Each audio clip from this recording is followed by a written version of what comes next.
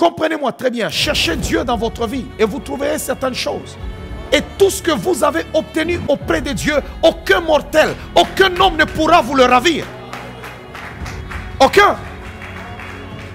Quand Dieu vous a fait porter un vêtement de gloire, aucun homme ne peut l'enlever pour vous donner un autre vêtement. Aucun. Ni la sorcellerie, ni la magie, ni la méchanceté, ni les hommes, qui que ce soit, ne peut plus maintenant te mettre en deçà de ce que Dieu a déjà déclaré. Si Dieu te place là, il n'y a personne qui peut te rabaisser là. Tu demeureras là. Parce que quand il parle, personne ne peut rabaisser. Quand il ouvre, personne ne ferme. Et quand il ferme, personne n'ouvre.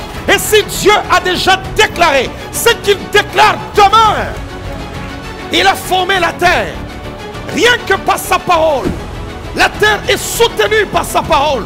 Alors lorsqu'il dit, toi tu as réussi, tu es qualifié, c'est terminé. Wow.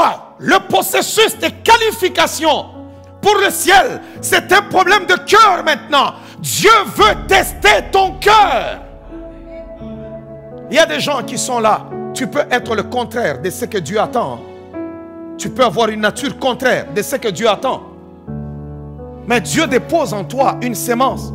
Vous pouvez avoir des orphelinats. Il y a des gens que Dieu a donné des moyens pour dire que tu peux aider ces enfants qui n'ont pas de parents. Que tu peux aider les pauvres. Mais cependant, tu es l'opposé de ça parce que toi tu es quelqu'un qui a la main fermée.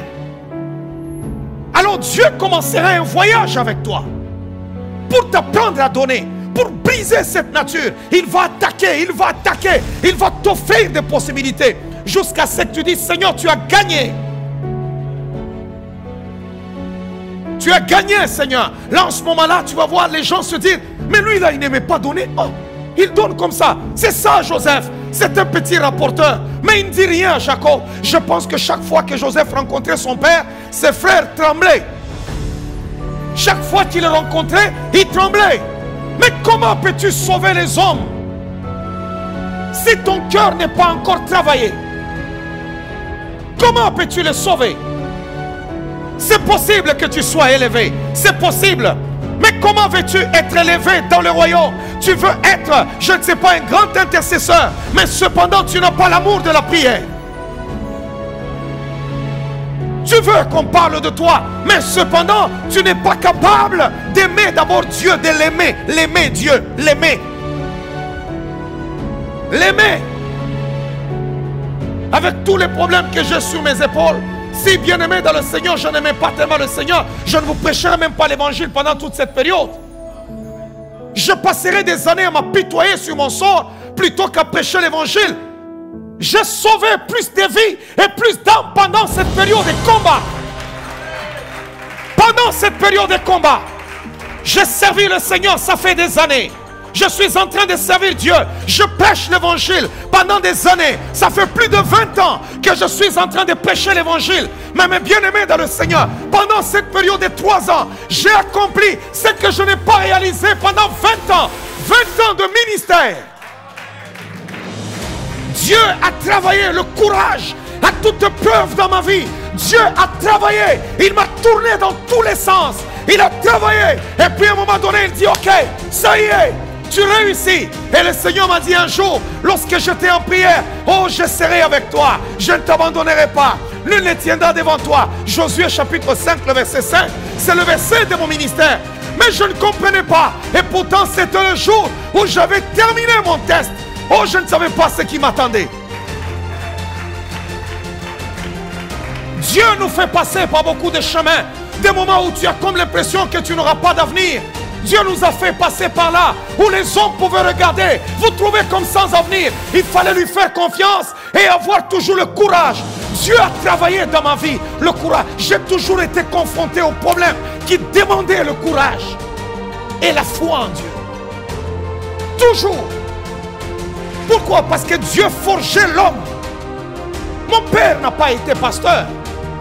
Non. Je suis le premier dans toute l'histoire de ma famille, ni du côté de mon père, ni du côté de ma mère, à être un homme de Dieu établi. Le premier. Ce C'est pas moi que le mouvement de croire en Jésus-Christ est entré dans nos familles. Tout le monde était catholique. Ou les autres, sinon ils ne prient pas, ils prient leur Dieu. Mais Dieu te prend, il te met là-bas au front. Allez, vas-y, vas-y, vas-y. Tu y vas. Bien-aimé, j'ai réalisé dans ma vie, je me suis retrouvé à 40 ans, j'ai réalisé ce que les autres ne pouvaient pas réaliser pendant toute une vie. Je n'ai pas hérité quelque chose de ma famille. Non, c'est un héritage spirituel. Pourquoi? Parce que Dieu a fait un voyage avec un homme.